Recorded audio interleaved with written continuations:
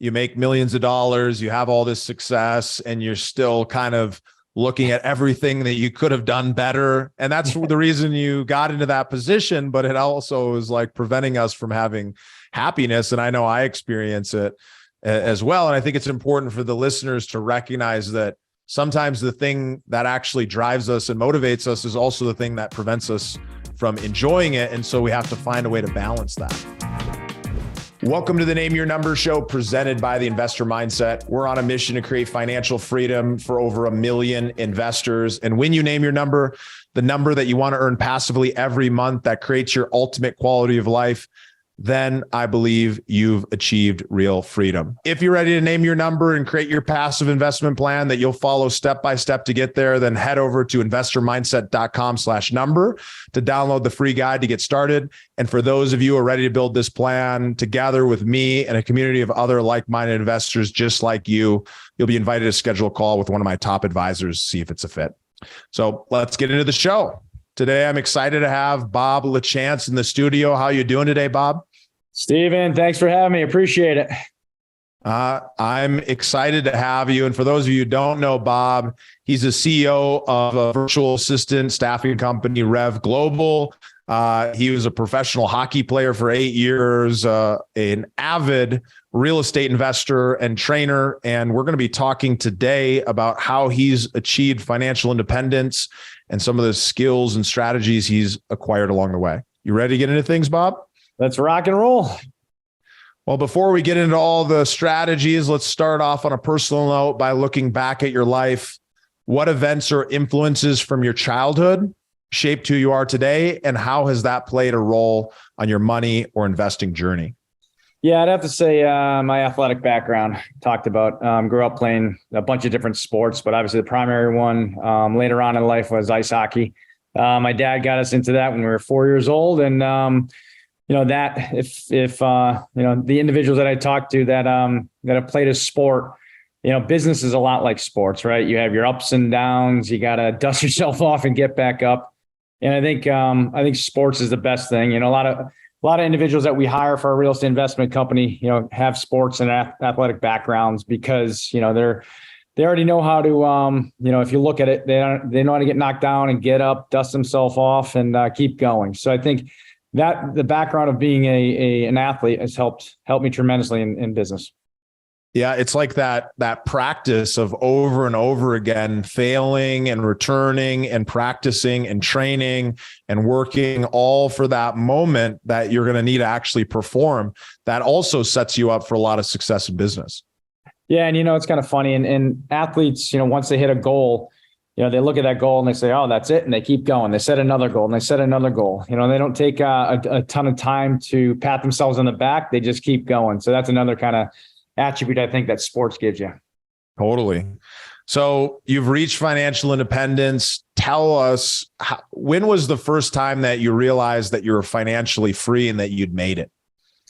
It's funny. I do well, but I always look over my shoulder, feeling like someone's going to, come take over. It's kind of like, when I played pro hockey, I would always look, someone's going to try to take my job. So, we do very well, obviously, and I'm both on the REVA Global side, on the virtual assistant side, and also on my real estate company. But, for me to look at just making it, I'm never going to end. I'm never going to stop. So I kind of have a tough, It's tough for me to say, whether I made it or not, because there's someone always better than me out there. So, but I do pretty good. Obviously, you and I spoke about it a little bit before, but I think for me, I like that passion. I got that drive, and nothing's going to stop me from keeping going. So I guess that's a tough one to answer.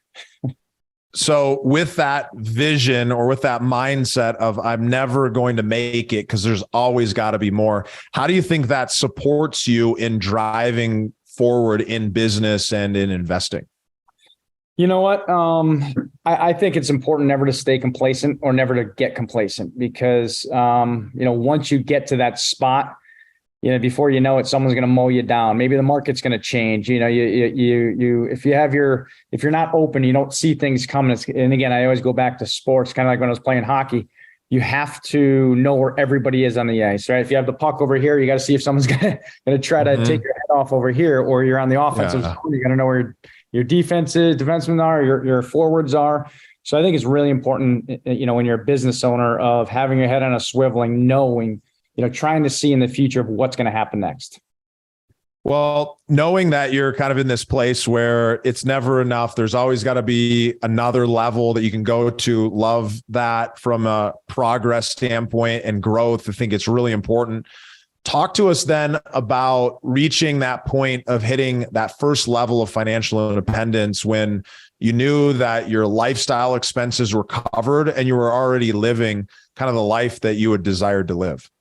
What did that feel like? Yeah, I always thought that making, for me, it was $20,000 a month, right? Just making 20 grand.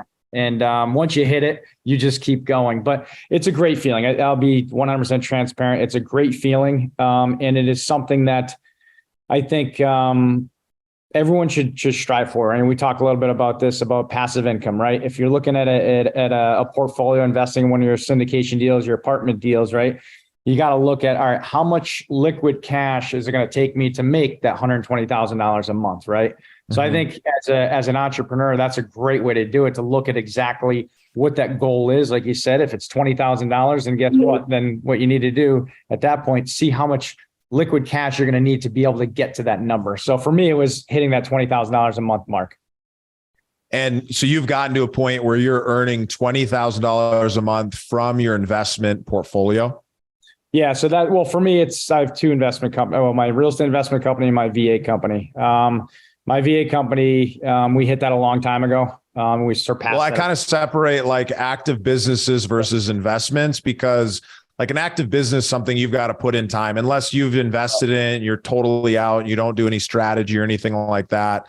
And then obviously on the real estate side, if you're flipping houses, active business, if you've got a bunch of rental properties, kind of semi-passive, right? You still have to make some decisions. If you're investing where somebody else is making all the decisions, fully passive. So from that place, I imagine, because you run a real estate business, most of your investments are likely more semi-passive, right? Where you own them, you make some decisions and kind of act as the operator. That's exactly right. And it's kind of interesting. So when the market was hot, we had, I think, a little over 30 doors, and we sold everything because it was, we were making, let's say, $500 a door, but we were making $40,000, $50,000, $60,000 profits on those properties. So we decided to sell them all. So we'll be rebuilding again next year when prices go a little down further. We had to take advantage of the market. And I think it's really important. That's a good takeaway is, markets are like this, ups and downs, and you got to take them. For me, our investment strategy is when you take the money today. If you're going to get the highest profit, take it away. I've invested in a couple syndications as well. That's more on the passive side, but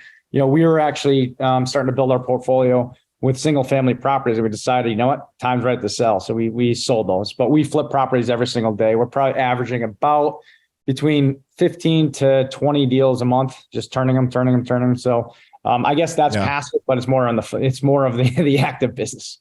Yeah, it's an active business, but you've got people in place that are doing that work, but something happens, you've got to come in, you've got to do the strategy, you've got to solve the problem, you got to find the person to do it. Great way to make money. And that's why I think it's important to understand kind of the difference between making money, multiplying money, and the difference that happens around passive versus active income. So I think that's really, really, really important to make that note. So you exited that portfolio. Talk to me about, just doing a quick calc, $40,000 per door in profit, 30 doors, 1.2 million. What did you then do with that cash? Or are you sitting with that in the bank waiting for an opportunity to then deploy it?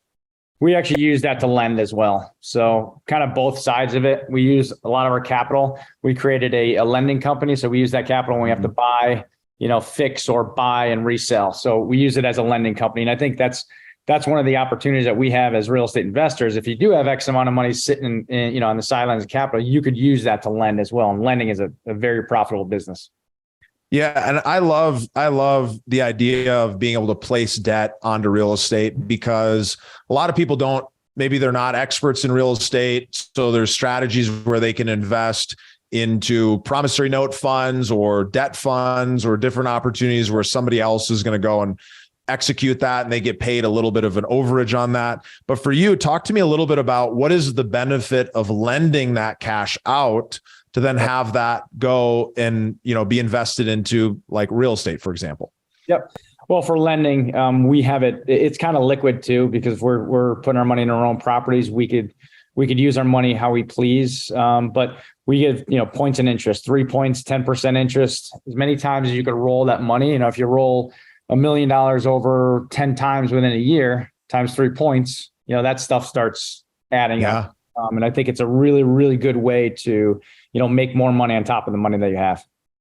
Yeah. And because you're in that position where you're the one who's going to underwrite the property, you're going to do the inspection, you're going to do all the paperwork, you're essentially taking on that operator role lending. And so you can earn those points. Normally that would go towards the lender, right? For executing the loan and finding it and managing and doing all that stuff.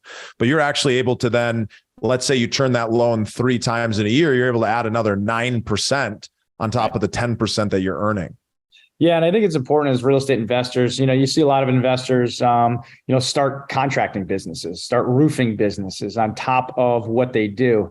I always look at the thing is, as an investor, you got to try to keep everything in your ecosphere, right? Or ecosystem, right? So if it's, if you're flipping properties, you could have a contracting company, you could have a lending company, right? You could have different arms inside real estate. So I think that's really, really important. You can invest in syndications, invest in passive income, whatever you do. Even though if your main job is to buy, fix, and flip, you're gonna have to put that money somewhere, like you said, whether it's in a passive entity with buying notes, whatever that is. Yeah. And I think it's important to understand, like, depending on where you are at as a listener, if you're working in a career you love, or you make a lot of money doing it, you've got a specialty, it probably doesn't make sense to leave and go start another business unless that's your passion, unless you're like, I really want to create another job or another hobby where I'm going to spend my time going out and doing all this work and putting these together, because it does take time to get it to that point where it's a business that you can step back from. And I found that most of the people who do flip houses, they don't really step back from them. There's a handful of them out there, but most of the time it's a pretty active business. What are the other types of investments that you look at or you like doing? That is more on the passive side or even semi-passive, where you're putting a manager in place. Yeah. So right now it's syndications, which you don't really have to do much. Obviously, if I'm investing in you, I give you the money and I just let it sit, and you're making your money per month. That's one of the ways to do it. For us, that's what we do. We do that. And on the lending side, I talked today with a business partner about buying a building, right? That'd be another way, but there is management there. You have to make sure you have your property manager. For me, I don't want to take calls. I don't want everyone to call me and deal with any of the leasing, anything like that. So for me right now, I mostly have lending. I have my virtual assistant company. I have my wholesaling company. So those are the three kind of entities that are 3 businesses that we run. And I think that's something a lot of people don't really recognize. They listen to Bigger Pockets. They hear Brandon Turner talk about doing a house hack or, burring a property, and they think, hey, I'm getting into passive income. But talk to me about what's not passive about owning a building that you're going to be the one who's got to make the decisions on. Yeah, I mean, there's maintenance all the time, right? If you own a building, even owning a single family house, right? Or if you own a building, let's say 10-unit building, you have 10 tenants.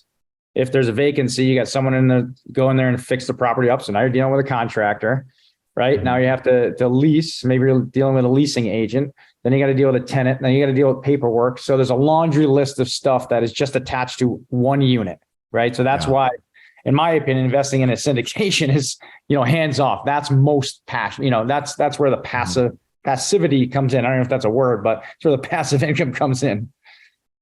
Yeah. And there's definitely some pros and cons. I'm curious from your perspective, you're sophisticated, you understand the space. How have you gone about picking the syndications or the funds that you invest your cash into? Yeah, it's important. You have to vet the operator, because not every operator, obviously, that not every operator is the same. So please do your due diligence that way, because, I've heard of operators going under and people's money going away. So you got to pick individuals like yourself. Obviously, you're out there all the time. You have podcasts, you have a coaching program, so we as investors have to vet, the individuals that are running that syndication and make sure that the operator that's operating it are reputable. Yeah, I think with aligned interests and an experienced operator, that's the kind of position you want to be in when you're investing. You want to make sure that they make money after and when you make money, and that they've got a lot of experience so that they're choosing opportunities that have the highest likelihood of success, and they're protecting that downside. Because, when it comes to investing, we've bought a bunch of properties during a bunch of different types of times in the cycle. And when interest rates go up, that does change the equation. And so someone who's does not have a good, solid understanding, they may continue to put out distributions when the project doesn't support it, or they might have not kept enough reserves in the first place. Where I just had a conversation the other day where somebody is in a situation where they're looking to raise more cash because the project is in distress. And so that's an opportunity that we see in the market today.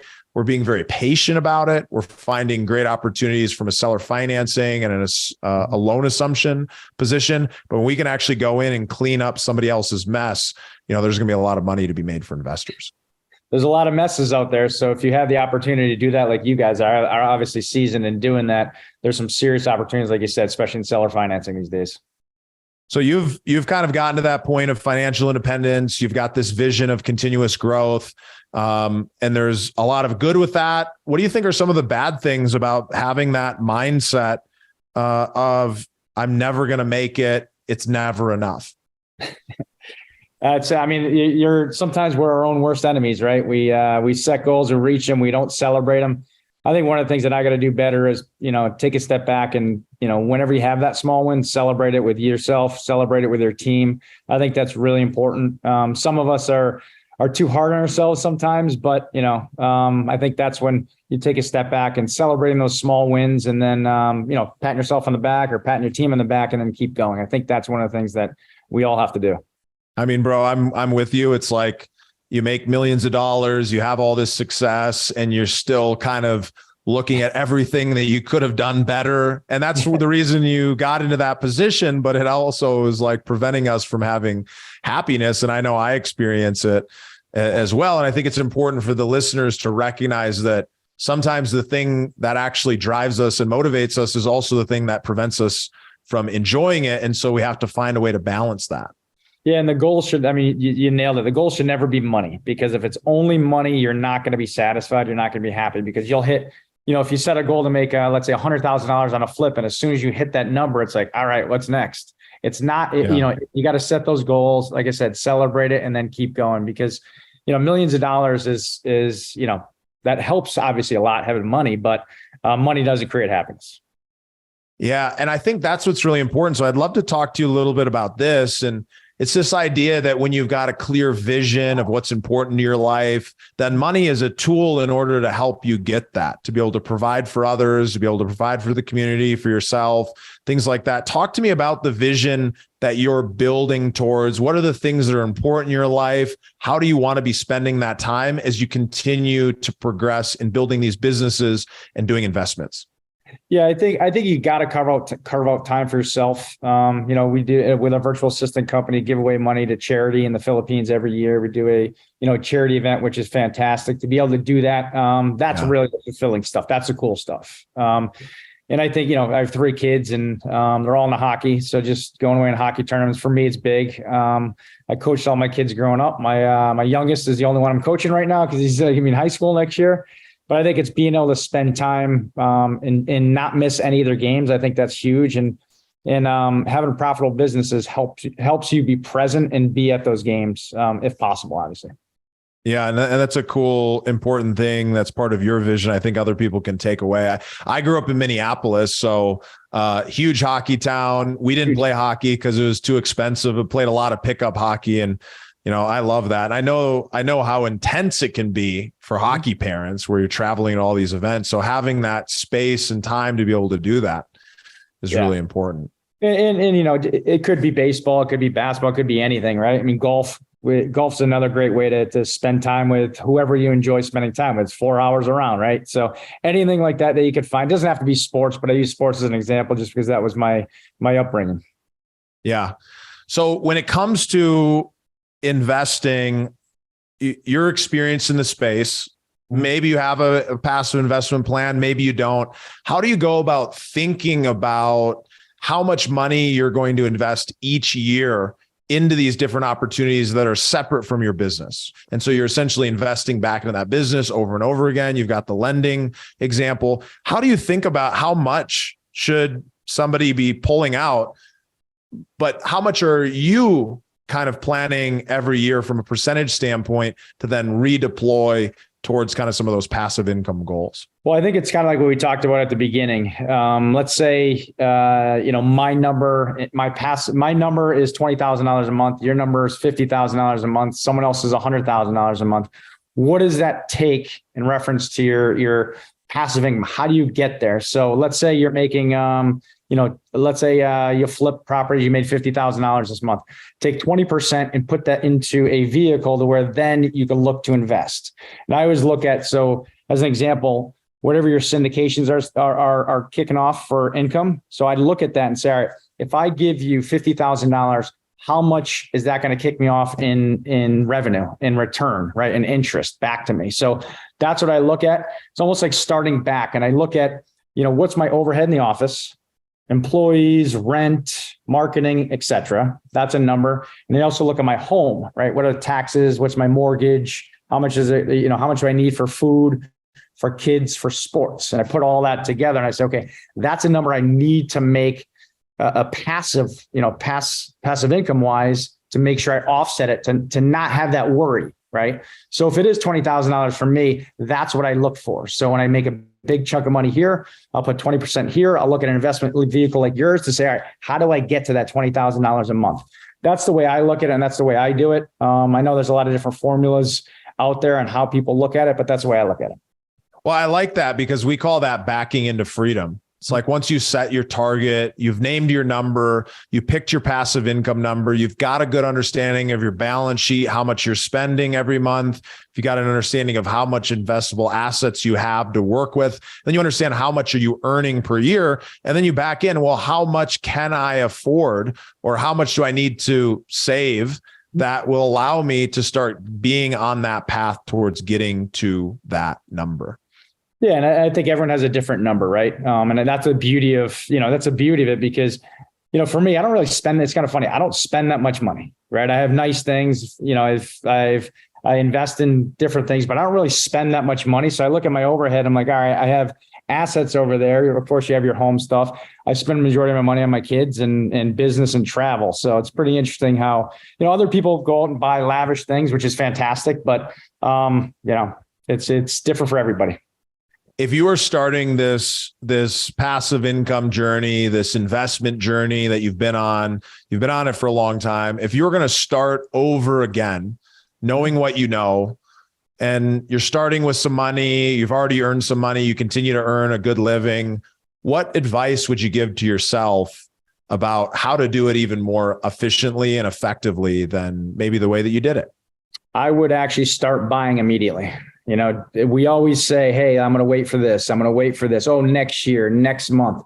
Start buying today. And if you set a goal to buy, think about this. I started back in 2004. If I bought one property a month, which is very simple, right? Think about that. One property a month to keep, I would have, I don't know the numbers or the math, maybe 20 years times, 20 times 12. What's that? That's a lot of houses, right? Before you'd have majority of them be paid off. You'd have a ton of equity in them because obviously the prices have gone up. And I'd have a lot of passive income. So that's what I would do. If I go back to myself, I'd say start buying and buy one property every single month. Before you know it, it's like the compound effect. Great book. Book Compound Effect is, that's passive income, right? Starts compounding each other. Well, it's funny because it's like, this is what happens. So for all the listeners who maybe aren't doing real estate, maybe aren't flipping houses, never wanted to get into it and go down that path. It's like, we've got this pool of properties and we're making money off of it. And sometimes it's hard to say, hey, I'm going to make, $100 a month or $500 a month on this property, or I sell it to now and I could make, 25,000 or 3,000. It's like hard to exchange the 500 a month to give up that 30,000 unless you've got a really clear plan on how you're doing it. And maybe holding on to a bunch of single family homes isn't the strategy. Maybe you kind of graduate strategy or start doing syndications. Like you said, there's not one key that fits the lock. There's a lot of different keys that can get you where you want to go. And so by getting clear first on what do you want, why do you want it, what is that vision, going really detailed. And that's why the vision planner, which you can download at investormindset.com/number, is so powerful, because this is essentially lesson one of a pretty detailed 12-week training program on creating a passive investment plan. But it really starts with understanding, what do you really want from your life? Because you can go and build a business, and then all of a sudden you get all this money and you're doing all this stuff and you're like, wait, this isn't what I want. I'm working way too much, or I don't enjoy who I'm working with or what I'm doing. And then you got to change it all up. And there's nothing wrong with change, but when you can get intentional from the beginning, it allows you to then build it once. I love the way you put that, because one of the things in advice I would say is, don't get caught up on that exact number, right? Like if you look at $100 passive every day as not, or every month is not that good, before you know it, over time, it adds up, right? You buy one at 100, you buy another one at 300, another one at 400, back to 250, right?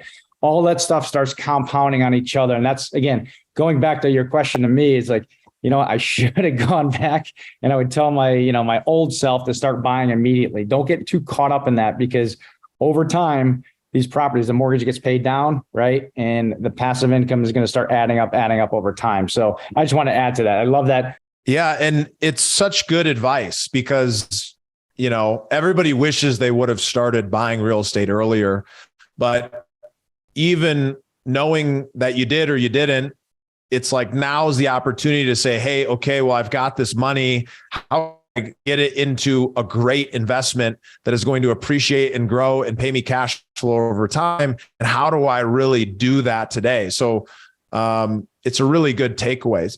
I've loved diving in with you on this. It's been really great. I would love it if you would share a little bit more about what you do professionally, and let people know, if they're interested in getting in touch with you, what's the best way to do that?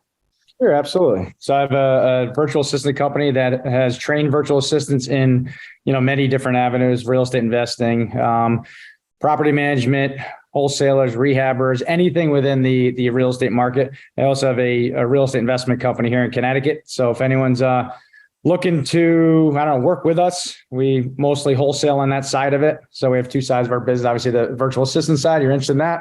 You want to talk real estate, you can give me a call. I'm always free to talk real estate.